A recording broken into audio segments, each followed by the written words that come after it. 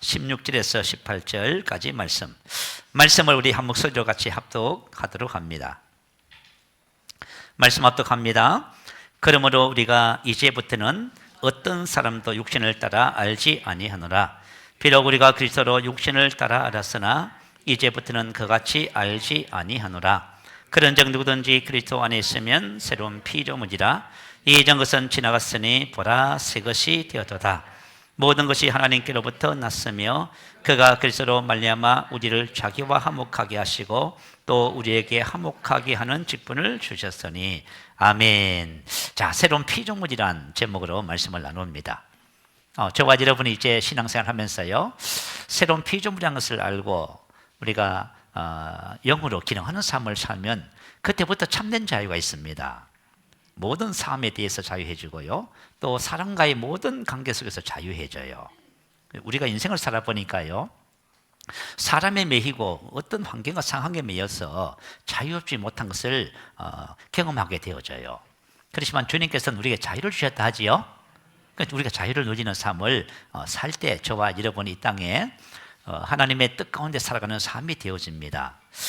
우리 로마서 8장 2절에 보면요, 그리스도 예수 안에 있는 생명의 성령의 법이 죄와 사망의 법에서 너를 해방하였습니다. 우리 해방되는 거, 자유해지는 거예요. 오늘 저와 여러분이 이 새로운 피조물에 대한 계시가 증가되어서 모든 면에서 자유해지고 열매 맺는 그런 복된 삶을 사는 역사가 있게 될 줄로 믿습니다.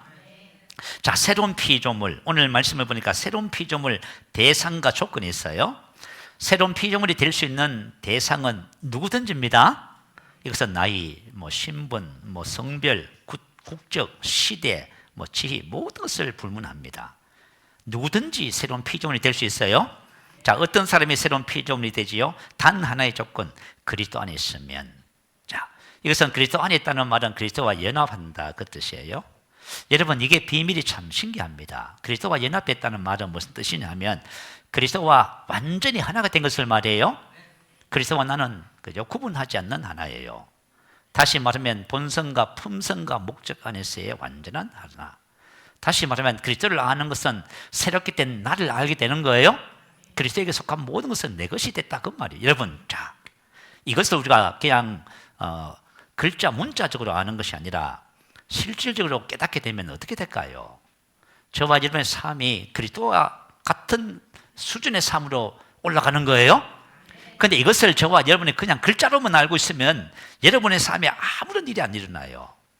그러니까 오늘 나누는 말씀을 여러분들이 안다고 생각하지 말고 나는 새로운 피조물이야, 이전 것은 지나갔어, 난 새 것이 됐어, 난 이런 사람이야 하면서 자유와 축복을 누리며 이 땅에 영원구원의 삶을 사는 그런 복된 역사가 있게 될 줄로 믿습니다. 자, 새로운 피조물의 단 하나의 조건은 고린도전서 1장 30절에 있어요. 너희는 하나님께로부터 나서 그리스도 예수 안에 있고. 자, 우리가 하나님 안에 있는 동료는 오직 하나님이세요. 하나님으로부터에서부터 근원이에요, 기원이에요. 우리가 예수를 구주로 영접하면은 저와 여러분 그리스도 안에 있게 되는 것이에요. 이게 우리 신앙의 뭐예요? 출발점이에요.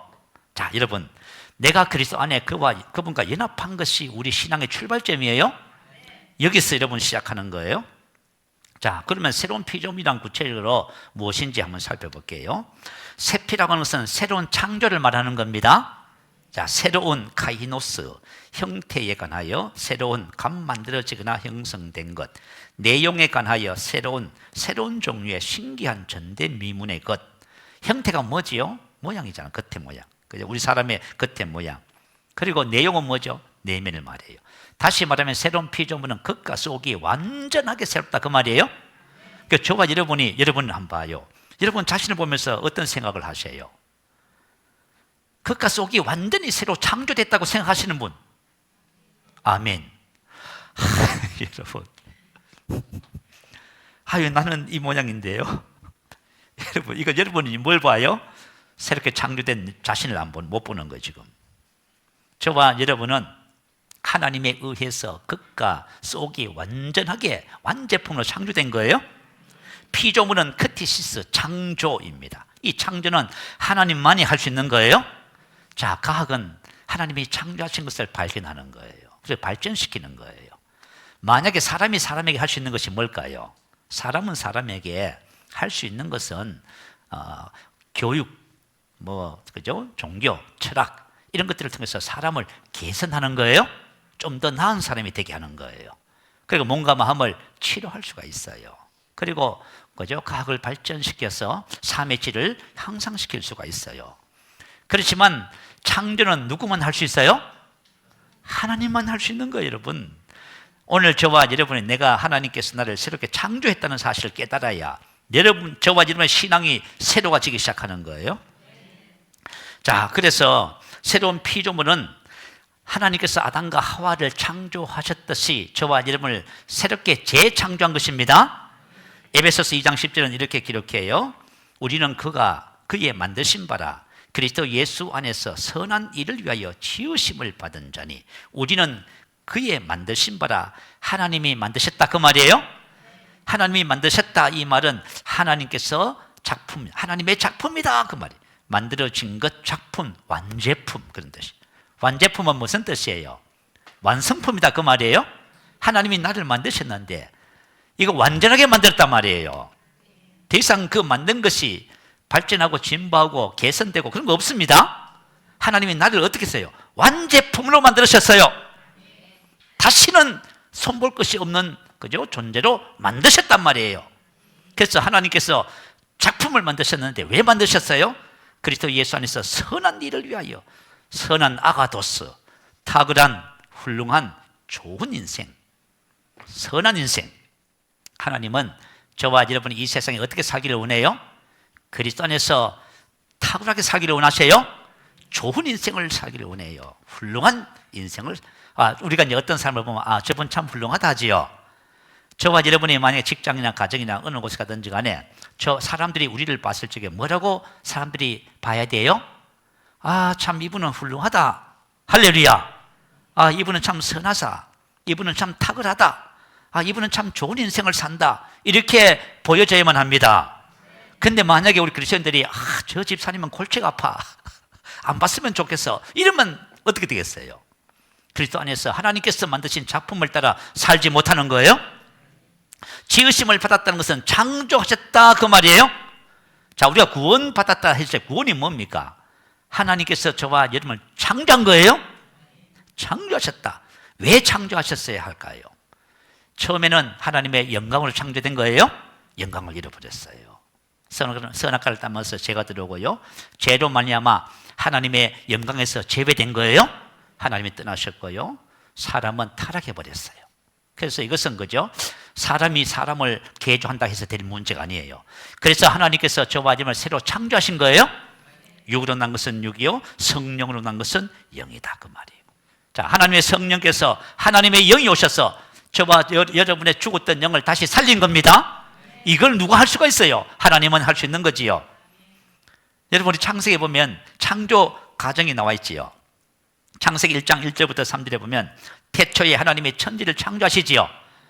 땅이 혼돈하고 공허하며 흑암의 깊음이 있고 하나님의 신이 수면에 운행하시니라. 자, 이 지구 땅이 말이죠, 그죠? 물 속에 잠겨 있던 어둠 속에 있고 혼돈하고 공허하며 텅 비어 있어요.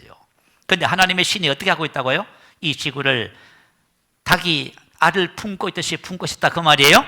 하나님이 말씀하시니까요, 빛이 있었지요. 창조하는 거예요. 다시 말하면 하나님의 성령이 우리 믿는 자 속에 들어와서 우리 죽었던 영을 하나님의 작품으로 창조한 것입니다. 이 영은 그리스도와 동일합니다. 완벽하게 하나가 되어서 이제 완제품으로 창조된 것입니다. 그게 바로 재창조라고 하는 거예요. 그래서 저와 여러분을 이제 나를 볼 적에 어떻게 봐야 돼요? 이렇게 보셔야 됩니다. 아시겠죠? 뭐 부족하고 못나고 그냥 죄도 많고 억울하고 괴로운 인생, 이렇게 가면 안 돼요, 여러분. 왜, 그죠? 어머니 왜 나를 낳으셨어요? 아니 뭐요, 하나님이 재창조했다는데 그렇게 가시면 안 돼요. 이렇게 가는 것은 여러분이 몰라서 그런 거예요. 자, 그러면 새로운 피조물은 하나님께서 나를 창조하셨고 재창조한 거예요. 자, 그러면 새로운 피조물은, 자, 그 다음에 새로운 피조물이 뭘까요? 자, 한번 볼까요? 17절 한번 봐요. 그런즉 누구든지 그리스도 안에 있으면 새로운 피조물입니다. 이전 것은 지나갔으니. 자, 이전 것은 지나갔어요. 이건 말이죠, 그죠? 사람이 할 수 있는 게 아니에요. 하나님만 할 수 있는 거예요. 이전 것이 뭘까요? 과거의 옛날에 그것을 그런 뜻이에요. 과거의 옛날의 모든 것이 이전 것입니다. 다시 말하면 새로운 피조물이 아닌 모든 것은 이전 것이에요. 이전 것은 구체적으로 어떤 것을 말하고 이것이 어떻게 됐는지 살펴볼게요. 여러분이 이제 이전 것이 지나갔다는 사실을 알면은 이전 것에 영향을 받을까요? 안 받을까요? 그럼요. 왜 영향을 받아요? 지나간 것을 몰라서 그래요. 지나갔다는데 벗질 않는 거예요, 여러분이. 내가 만약에 새로운 피조물과 아무리 말해보세요. 내 안에 분노가 있는데 이걸 안 벗잖아요. 그러면 여러분 돌아가실 때까지 분노하며 산다 그 말이에요. 이전 것이 지나간 것을 알고 질병도 벗고 가난도 벗고 저주도 벗고 다 벗어야 됩니다.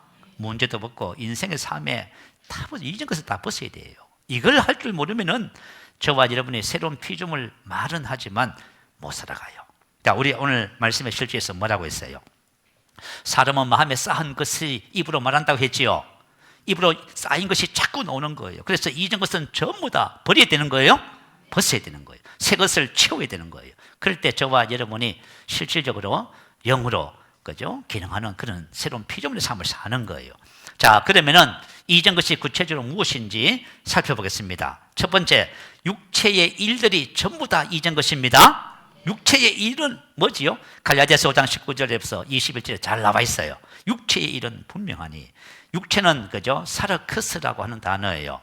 사르크스는 영과 대조되는 뜻이에요. 사르크스, 뭐 인간을 뜻하기도 하고 육체를 뜻하기도 하고 다양한 의미를 갖고 있어요. 그리고 부패한 인간의 부패한 부패성을 말하기도 하고요, 지상생활 영역을 뜻하기도 하고, 문맥에 따라서 이 사르크스라고 하는 단어들이 번역이 다양하게 돼 있어요. 자, 그래서 육체의 일은 분명하니, 자, 그러면 육체의 일이 뭔 하면 음행과 더러운 것과 호색과 우상숭배와 주술과 원수 맺는 것과 분쟁과 시기와 분냉과 당짓는 것과 분열함과 이단과 투기와 술취함과 방탕함과 또 그와 같은 것들이다. 여기에 기록되어 있지 않지만 다른 부분들이 많다 그 말이에요. 여러분, 이런 것들이 우리의 기질을 만들고 성격을 만들잖아요. 성품을 만들잖아요. 여러분, 혹시 나는 성격이 개팍하고 게을러요, 그거 다 육체의 다 일이에요? 여러분, 이 육체의 일들이 어떻게 됐다고요? 지나간 거예요. 이와 같은 모든 것이 다 이전 것입니다. 그리고 이 모든 것은 지나갔다, 이 말은 지나가 버렸다, 끝나다, 사라지다, 죽다, 사멸했다 그 말이에요. 아시겠죠? 사람들이 고민해요. 저는 성격이 어땠어? 저는 부끄러움이 많았어. 저는 연약했어요. 저는 범사에 자신이 없어요. 이건 뭐예요? 육체의 모든 일은 다 지나간 거예요? 그죠? 저는 상처가 있습니다. 저는 이런 트라우마 때문에 늘 괴롭습니다. 다 지나갔다는데. 하나님 다 지나갔다잖아요. 그죠? 근데 우리는 뭐 하고 있어요? 계속 되뇌이고 있어요. 상처 치료해야 됩니다. 트라우마를 벗어나야 됩니다. 성질 좀 죽여야 됩니다. 이렇게 말이야. 계속 이렇게 하고 있어요. 누가 그렇게 해요? 안 믿는 사람들이 그렇게 하는 건 이해가 돼요. 근데 우리 그리스도인들이 그런다고 말이에요. 자, 저와 여러분, 이전 것은 육체의 일은 이전 것이에요? 이전 것은 지나간 거예요? 어떻게 지나갔어요? 갈라디아서 5장 24절 올려주세요. 한번 읽어봅니다. 시작. 그리스도 예수의 사람들은 육체와 함께 그 정욕과 탐심, 십자가에 못 박았느니라. 자, 십자가에 못 박았습니다. 부정각을 실현된 실제예요. 자, 다시 말하면 사르크스와 사르크스 안에 있는 모든 제2의 기질들, 모든 것들이 어떻게 돼요? 십자가에 못 박아버렸습니다. 여러분이 만약에 속에서 그죠? 미움 있고 분노가 있거든, 말하세요. 십자가에 못 박았다고 하세요. 그리고 여러분 속에 있는 분노를 제거되라고 말하세요. 예수님을 떠나가라고 하세요. 그 분노가 우리 속에 있는 것을 쫓아내야 됩니다. 이걸 안 쫓아내고 말이죠, 계속 두고 있으면 계속 분노의 지배를 받았어, 영향을 받았어. 여러분 괴로운 거예요. 여러분 말씀대로 한번 해봐요. 여러분이 말씀을 붙잡고 하면 여러분 성격적인 기질적인 모든 문제 전부 해결됩니다. 사도 바울이 고백하잖아요. 고린도후서 4장 10절 11절 한 장 뒤로 한번 넘겨봐요. 고린도후서 4장 10절 11절. 자, 제가 읽어드릴게요. 우리가 항상 예수의 죽음을 몸에 짊어짐은 예수의 생명이 또한 우리 몸에 나타나게 하려 함이라. 우리 살아있는 자가 항상 예수를 위하여 죽음에 넘겨지면 예수의 생명이 또한 우리 죽을 육체에 나타나게 하려 함이라. 자, 우리가 항상 예수의 죽음을 몸에 짊어진다는 것은 무슨 말이냐 하면, 저와 여러분이 그래서 함께 십자가에 못 박겠다 그 말이에요.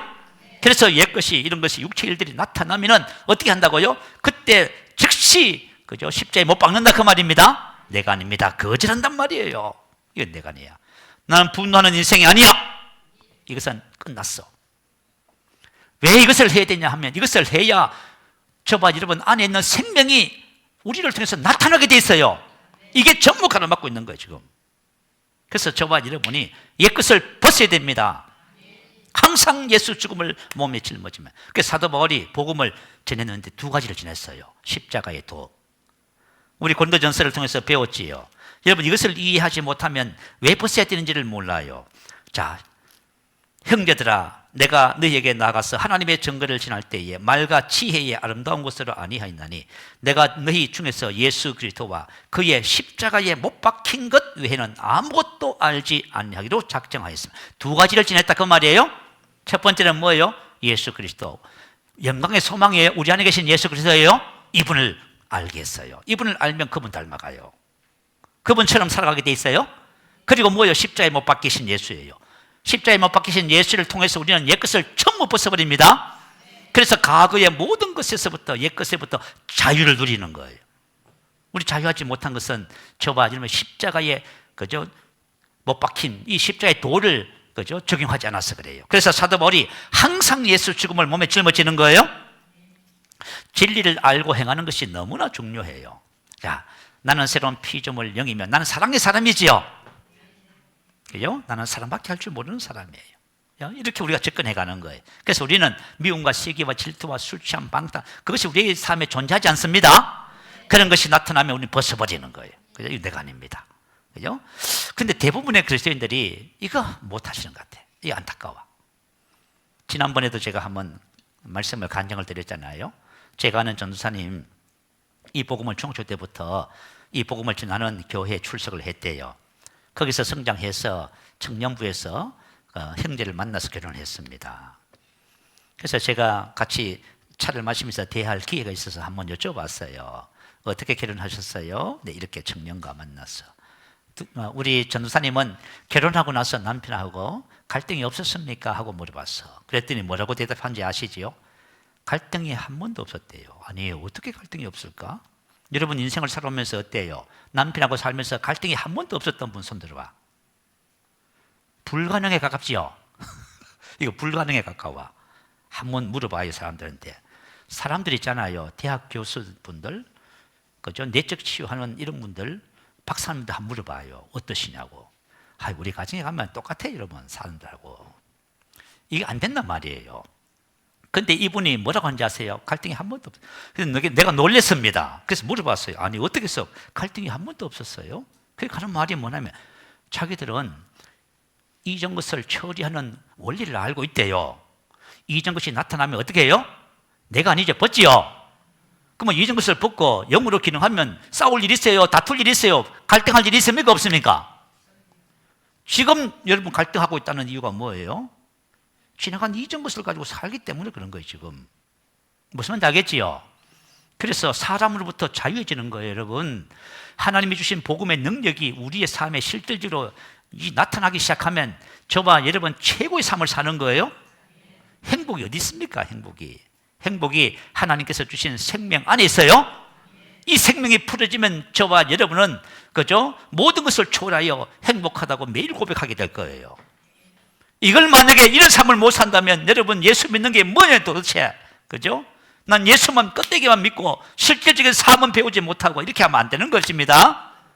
두 번째, 율법과 율법의 저주들이 다 잊은 것입니다. 율법은 뭔지 잘 아시죠? 하자 하지 마라, 하라 하지 마라. 우리 그리스도인들이 대부분 율법적 사고방식을 갖고 있어요. 사람을 보고 판단하고 헤아리고, 그렇죠? 잘한다 못한다고 하고, 이 전부 뭐예요? 잔소리하고 가르치려고 하고, 이게 뭐예요? 전부 다 율법적 사고를 갖고 있는 거예요, 여러분. 그죠? 내가 율법적 사고를 갖고 있으니까요 마음이 편한 날이 없네, 그죠? 나 내 자신을 봐도 마음에 안 들고, 자식을 봐도 마음에 안 들고, 부모님을 봐도 마음에 안 들고, 목사님을 봐도 마음에 안 들고, 직장에 가니까 마음에 드는 사람 한 사람도 없네. 이게 얼마나 괴로워, 인생이. 저와 여러분이, 그죠? 율법적인 마인드를 가지고 사람을 대하고 있는 거예요.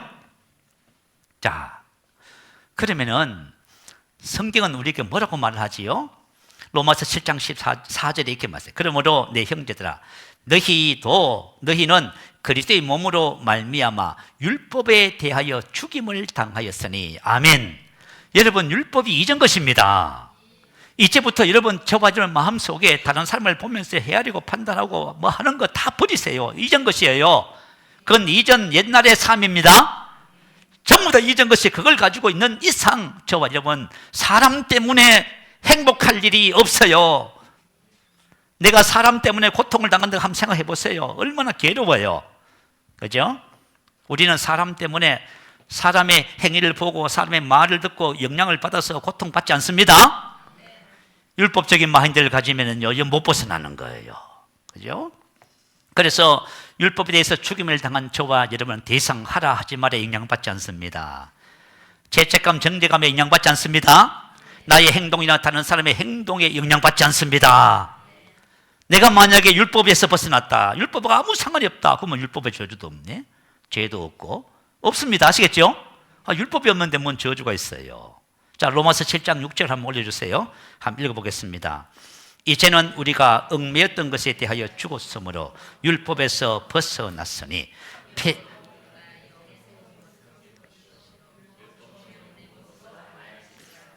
아멘. 자, 하나님께서 우리에게 왜 율법에서 벗어나게 하세요? 새로운 것을 주시려고 한 거예요? 영의 새로운 것으로. 그게 바로 하나님의 생명으로 사는 삶을 말이에요, 여러분. 그죠? 하나님 새로운 삶을 주셨잖아요. 율법으로 살면 어떻게 돼요? 저와 여러분 인생이 괴롭습니다. 그래서 갈라디아서 3장 10절은 무릇 율법 행위에 속한 자들은 저주 아래 있다, 이렇게 했어요. 내가 복음을 가지고 있어도 복음적 마인드가 아니라 율법적 마인드로 살아가잖아요. 그러면 인생의 삶이, 그죠? 괴롭습니다, 여러분. 자, 율법과 율법의 저주에서 우리 다 벗어난 거예요?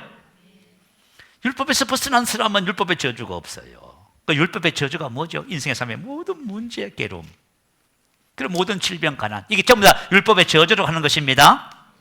새로운 피조물은 질병이 있습니까? 없습니까? 문제와 고통과 괴로움과 슬픔이 있어요? 없어요? 가난이 있습니까? 없습니까? 봐요. 아픕니다. 가난합니다. 문제가 많습니다. 이게 뭐예요? 그리스도 안에 있는 자기를 좀 보지 못해서 좀 쏟고 계시는 거예요. 여러분, 쏟지 마세요. 이거 왜 쏟고 계시냐, 그 말이에요. 내가 만약에 질병의 문제라든가 삶의 문제라든가 여러 가지 재정적인 문제를 가지고 고민하고 괴로워하고 걱정하고 있다, 잘못된 접근을 하고 계시는 거예요. 아시겠죠? 이 모든 것들은 이미 다 지나가 버렸습니다. 저와 여러분은 아무 상관이 없어요. 그래서 그리스도 예수 안에 있는 나를 안다는 것이 얼마나 큰 축복입니까? 그죠? 당진에 사는 집사님 이야기 좀 들어봐요. 여러분이 뭘 붙잡아야 될지를 발견하게 되어져요. 그죠? 코로나 당시에 이분이 코로나 걸려서 후유증이 그죠? 어디까지 갔냐 하면 폐 섬유화까지 갔대요. 그러니까 가장 심한 이게 증상이 폐 섬유화라고 합니다. 폐 섬유화는 폐가 딱딱하게 굳어지면 어떻게 돼요? 호흡을 못합니다. 호흡, 기능을 못해요. 이 폐가 섬유화돼서 딱딱한 부분은 다시는 회복되지 않는 상태예요. 이걸 회복시킬 약도 없어. 그죠? 오직 이제 폐 이식만 해야 되는데요. 코로나 당시에 코로나 걸려서 지금 중환자실에 지금, 그죠? 산소 호흡기 꽂고 있고 온 몸에다가 지금 주름주름 달고 있는데 어떻게 합니까, 그거? 근데 이 집사님이 이 복음을 알았어요, 여러분. 자, 하나님께서 주신 복음을 알았단 말이에요. 그래서 이분이 중환자실에 누워서 뭔 생각을 했겠어요? 이런 생각을 했대요. 그죠? 남편 두고 또 어린 자녀를 두고 난 죽을 수가 없어. 자, 저와 여러분이 뭔가를 선택하셔야 돼요. 어떤 어려움이 있어도 여러분 잘 되는 것을 선택하기 바래요. 그리스도 안에 있는 것을 선택하기 바래요. 근데 만약 우리가 잘못 선택하면 끝나는 거예요. 난 죽을 수가 없어. 뭘 붙잡았어요? 치료의 말씀을. 할렐루야. 자, 저와 여러분은 율법과 율법의 모든 저주에서 해방됐습니다. 주의 말씀을 붙잡았어요. 그리고 그는 거기에서 그죠? 고백하기 시작했죠. 선포했습니다. 어떻게 됐어요? 폐섬유화가 없어졌어요. 이거 기적이잖아, 그죠? 그래가지고 담당 의사가 놀래버린 거예요. 이런 일은 그죠? 한 번도 학계에 보고된 적도 없대. 그래가지고 이분이 그죠? 퇴원을 했는데 가끔씩 한 번씩 의사가 전화한대요. 왜 전화하겠어요? 잘 지내고 계시는가? 하게 하려고? 네, 잘 지내고 있습니다. 지금 사업하고 계셔요. 근데 지난번에 들어보니까요, 이분이 남편하고 커튼, 그죠? 커튼 주문받아서 만들고 해서 달아주는 그런 사업을 했더라고요. 근데 이게 막 어려워져가지고 그만둬야 된다는 소리가 자꾸 들리더라고. 근데 지난번에 이제 이분들하고 교제하는 목사님을 만났는데, 목사님 뭐라고 하는지 아세요? 이분들에게 삶의 기적이 일어났대. 근데 이 여자 집사님은 어떤 믿음을 갖고 있냐면, 새로운 피조물은 이전 것은 지나간 거예요. 그리스도 예수 안에서 말씀하시는 것이 우리를 나는 말이에요. 그래서 뭘 붙잡았어요? 말씀을 붙잡은 거예요. 그 재정에 관한 말씀을 선포하고 기도하는데 재정에 대한 계시가 와버렸어요. 저와 여러분 말씀을 알고 있다 해가지고 여러분 실제가 안 돼요. 계시가 와야 돼요. 계시가 딱 오니까 그죠? 뭐라고 얘기를 하냐면 주문이 밀려서 감당이 안 된다는 거예요. 도대체가. 그럼 도대체 이게 뭘까요? 하나님은 이미 저와 여러분에게 아브라함의 복을 주셨어요. 그 아브라함의 복이 풀어지는 거예요, 여러분. 근데 여러분들이 만약에 환경과 상황을 말하고 그 율법의 저주가 어떻고 저떻고 하면 어떻게 되겠어요? 하나님이 주신 그 아브라함의 축복이 안 풀어지는 거예요. 우리가 시작한 것을 거절하고 하나님이 나에게 주신 새로운 것을 내가 받아들여서 그것을 고백하고 내 마음에 심으면 우리 삶의 아브라함의 복이 시작되는 거예요. 그래서 우리가 실질적인 삶의 축복을 우리가 누리면 합니다. 세 번째, 육신의 생각. 자, 육신의 생각, 사고방식, 정신상태가 이전 것이에요. 자, 우리 로마서 8장 5절, 6절 우리 같이 또 읽어보십시다. 자, 시작. 육신을 따르는 자는 육신의 일을, 영을 따르는 자는 영의 일을 생각하나니 육신의 생각은 사망이요 영의 생각은 생명과 평안이니라. 자, 육신을 따르는 자는 육신의 일을 생각하고 묵상하고. 그러면 뭐가 돼요? 육신의 사고방식이 됩니다. 육신의 사고방식, 정신상태가 돼요. 정신이 돼요. 여러분, 우울증, 공황장애, 의처증, 뭔가 정신병이지요. 그거 왜 생긴지 아세요? 저와 여러분이 그걸 생각하고 묵상해서 생긴 거예요, 여러분. 아시겠죠? 근데 거기서 다 벗어납니다. 아시겠죠? 요즘은 뭐 우울증은 감기라고 하더라고, 현대인들의. 무슨 감기가 그래요? 그거 걸리면은 매일 죽고 싶은데 그런 감기 걸리면 안 됩니다. 아시겠죠? 왜 우울증에 걸리냐 그 말이에요. 자, 저와 여러분, 육신을 따르는 자는 육신의 그것을 생각하고 묵상하는 거예요. 다시 말하면 육신을 따른다는 것은 오감을 통해서 들어오는 지식 정보를 그저 받아들이는 것을 말이에요. 여러분 한번 생각해 보세요. 우리 그리스도인의 삶의 방식은 이제는 오감이라고 하는 감각을 따라서 살지 않습니다. 이와 같은 삶의 방식은 지나간 거예요. 지나가서 옛날 거예요. 새로운 피조물은 어떻게 사냐? 믿음을 사는 거예요. 이제는 더 이상 오감 지식을 생각하고 말하고 하지 않아요. 그 대신 뭘 하면 하나님의 말씀을 생각하고 말하고 묵상합니다. 하나님의 말씀을, 그러면 하나님의 말씀 우리 속에 들어오면요, 그죠? 우리가 말씀의 사고방식, 정신 상태를 가져요. 그러면 뭐지요? 생명과 평안. 우리가 어떻게 하나님의 생명을 살 수가 있어요? 영의 사고방식을 가지면 하나님의 생명을 살게 되는 거예요. 우리가 말로만 하나님의 생명을 산다고 하면 안 돼요. 저와 여러분이 생각하는 방식이 말씀으로 교체가 되어야 돼요. 아시겠죠? 그런데 우리가 만약에 말씀의 사고방식을 안 가지고 육신의 사고방식을 가지잖아요. 그것을 가지고 성경은 경관전이라고 말해요. 여러분 참 희한하죠? 내가 만약 그리스도인이야. 근데 내가 하나님의 말씀을 묵상하고 말씀을 따라서 범사에 생각하고 말하고 행동하려는 이 훈련을 하지 않는다 그 말이에요. 그러면 어떻게 살아가요? 전부 육신의 사고방식으로 살아가는 거예요. 그러면 뭐예요? 사망이라고 하잖아요. 그럼 나의 삶의 사망은 누가 만들어내요? 내가 만드는 거예요. 나의 인생의 삶의 사망은 하나님이 절대 주지 않습니다. 내가 속아서 만들어낸 것들이에요. 마귀가 속이겠지요. 그 내가 생각하는 방식을 자꾸 육신적. 근데 이 육신의 사고방식은 태어나면서부터 죽을 때까지 배우네. 여러분 생각해 보세요. 학교 가면 뭘 가르쳐요? 학교 가면 하나님의 말씀의 사고방식을 가르칠까? 안 가르치지. 우리 학생들 몰라. 이것도 무슨 뜻인지도 몰라. 물론 과학도 배우고 다 배워야 돼요. 근데 우리가 만약에 살아가는 삶의 방식이 육신의 사고방식을 가지고 살아가면 문제가 된다 그 말이에요. 경관진이 뭐예요? 모든 이론을 말이에요. 이론 이성을 가대평가하는 거예요. 야, 대한민국 최고의 지성하면 누구였지요? 이어령 박사님. 이분이 천국 가셨어요. 초대 문화부 장관을 지내셨고요. 문학 박사 하셔요. 이분이 예수를 믿고 나서 그분 간증을 했어요. 간증을 하면서 뭐라고 했냐면, 저는 지금까지 무신론자로 살아왔습니다. 창피한 이야기지만 제가 피조물인지도 모르고 창조주 입장에서 살아온 것입니다. 시를 짓고 소설을 쓰면서 무언가를 창조할 수 있다는 지적 오만 때문이라고 고백을 했어요. 여러분, 세상적으로 똑똑하고 많이 배우고 아는 사람은 이 지적인 오만 때문에 복음을 못 받아들이는 거예요. 이게 경관진이야. 그죠? 그러면서 이분이 독서를 했답니다. 우리가 먹을 양도 부족한데 뭐 때문에 하나님께 바치느냐고 공격적으로 비난을 하면서 이렇게 하신 분이에요. 자, 근데 이런 분이 어떻게 해서 예수를 믿게 됐을까요? 참 놀랍지요. 이분이 예수를 믿게 된 동기는 그분의 딸이 이민아, 그죠? 검사님이셔요. 미국 LA 지역 부장검사까지 되셨어요. 그 다음에 이제 후에 변호사가 되고 그 다음에 목사님이 되신 분이에요. 이민아 집사님이 암에 걸렸대요. 그죠? 암에 걸렸어. 근데 이민아 집사님도 아버지를 닮아서 아마 되게 총명했던 것 같아요. 이 화제들을, 그죠? 영문과를 3년 만에 졸업을 해야 돼요. 조기 1년 앞당겨서 졸업을 하고요. 미국으로 이민을 갔는데 첫 번째 결혼한 남자분이 누구냐 하면 김한길 씨 아시죠? 머리 하야신 의원님, 그죠? 장관도 지내시고 하신 분이 있어요. 그러면 김한길 씨 그분은 이민아 검사하고 이혼하고 누구하고 결혼했어요?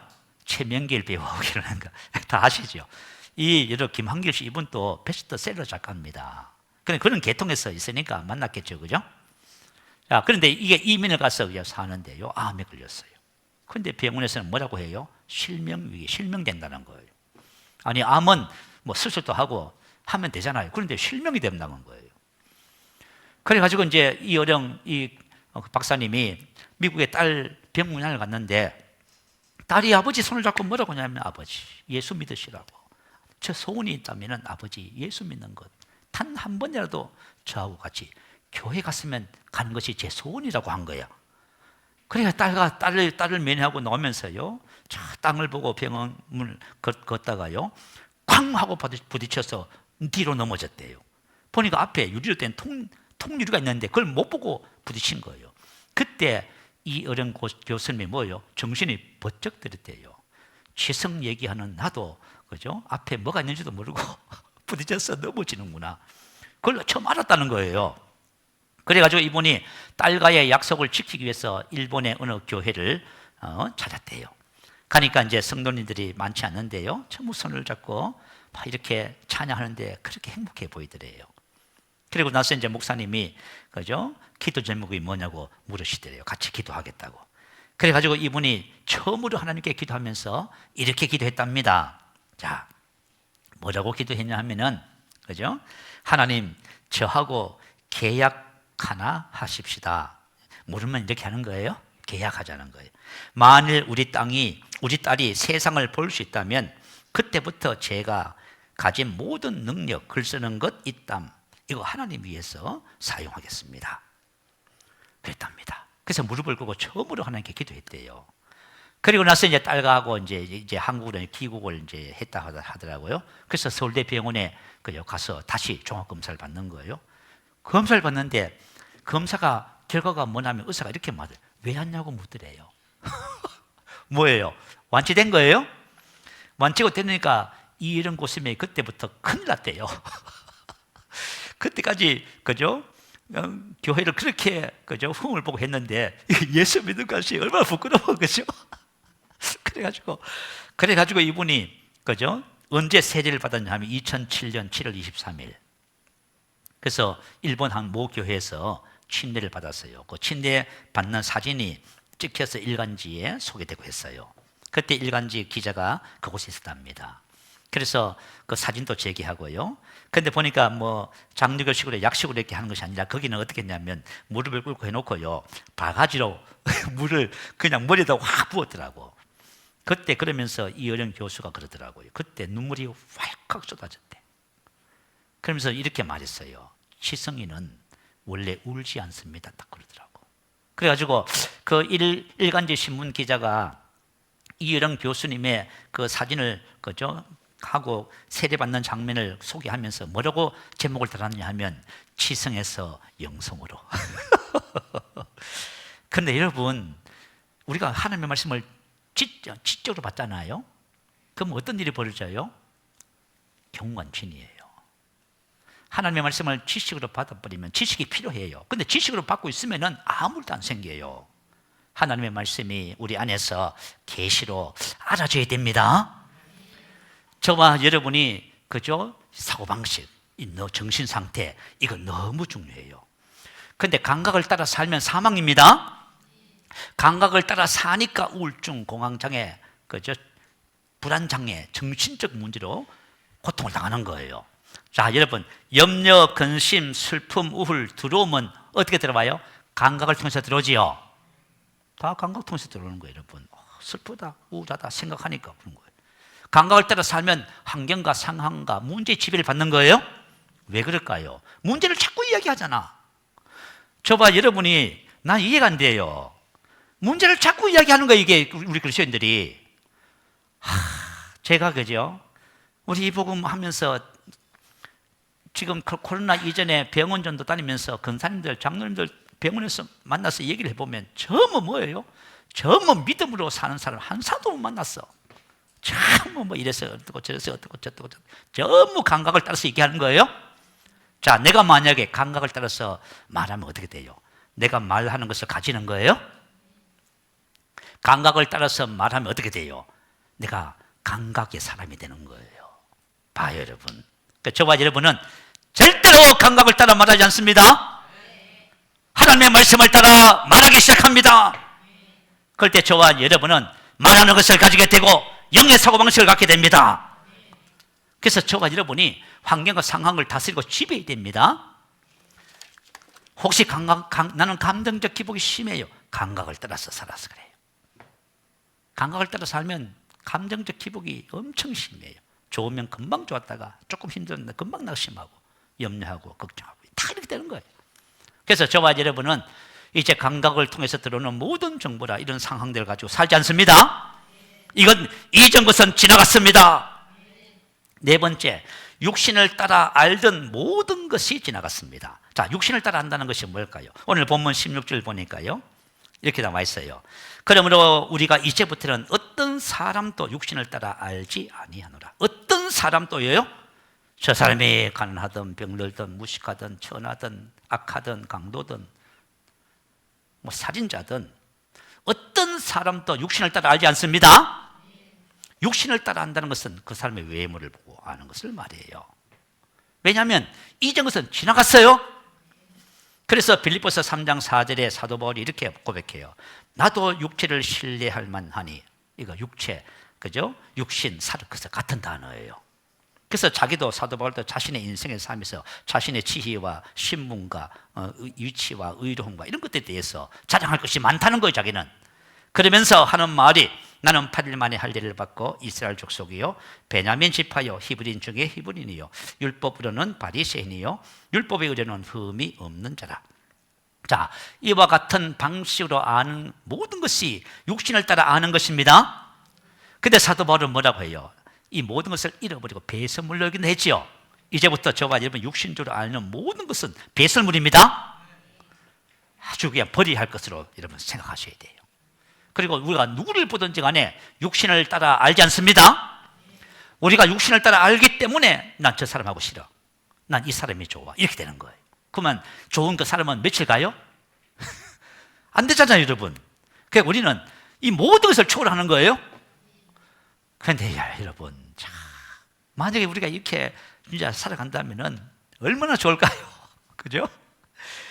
그런데 이게 말이죠, 만약에 저와 여러분이 하나님의 영으로 기능하는 삶, 육신을 따라 알던 그런, 그죠? 비난하고 판단하고 헤아리는 이 모든 것을 벗어버리지 않고서야 이 되겠습니까, 도대체?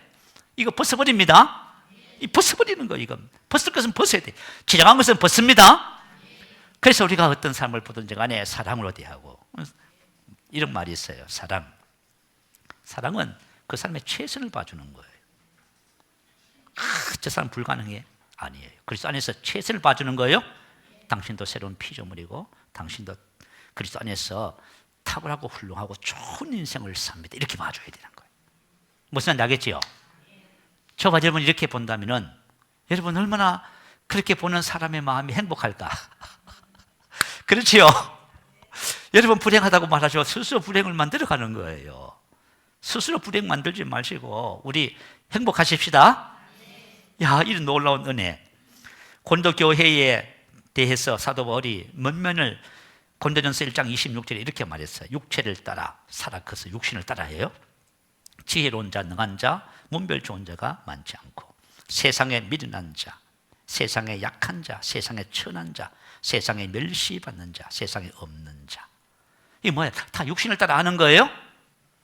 노예니까 얼마나 비참하겠어요?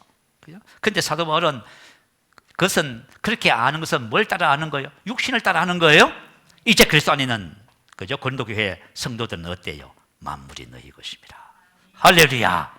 뭐예요? 하나도 없는데 나는 노예인데 나는 내 생명도 주인 것이고 나의 주권과 모든 것이 다 주인 것인데 하나님은 그 노예에게 뭐라고 하세요?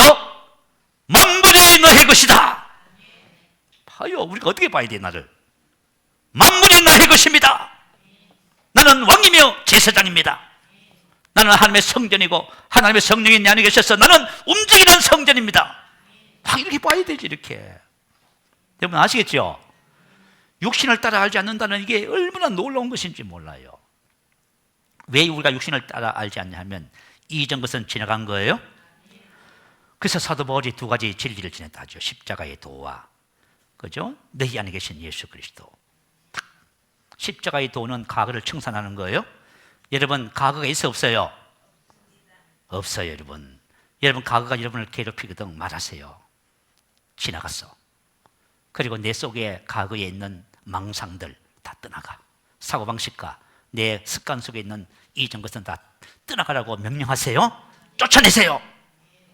그리고 그리스도 안에 있는 나를 말하세요. 난 이런 자야.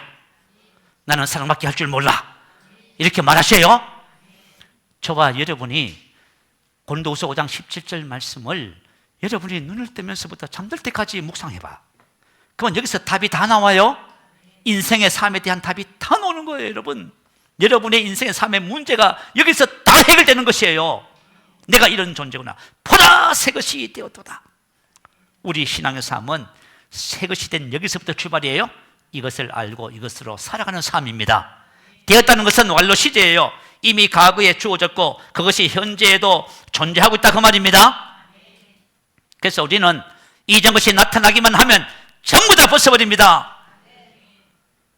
그리고 이렇게 말합니다. 영생은 나의 것입니다. 하나님의 지혜는 나의 것이고 하나님의 의는 나의 것입니다. 거룩함은 나의 것이고 구속함은 나의 것입니다. 여러분 구속함이라는 것은 뭐냐 하면 과거의 모든 질병, 저주, 율법이죠. 전부 값을 지불해버린 거예요. 나와 아무 상관없는 거예요.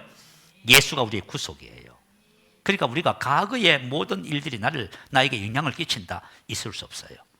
우리는 예수 이름의 권세를 가지고 사는 자예요. 우리는 아브라함의 복입니다. 이것을 여러분이 말하기 시작하면 그것이 여러분 안에 거하게 되고 우리는 있는 것이 나오게 되는 거예요. 그때부터 이전 것은 지나갔으니 보라 새 것이 되었습니다. 말씀을 생각하면서 한 5분 이상 기도할 거예요. 여러분의 삶에 지금 옛것이 지금 영향을 끼치고 있습니까? 내가 아니라고 말하세요.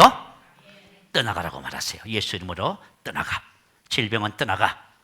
질병의 모든 증상들은 떠나가라고 말하는 겁니다. 그리고 문제는 떠나가라고 말하세요. 그리고 그리스도 안에 있는 나를 여러분 선포하시면은 저와 여러분 새로운 피조물로 살아갑니다. 할렐루야. 우리 한번 크게 부르시기도 합니다. 할렐루야.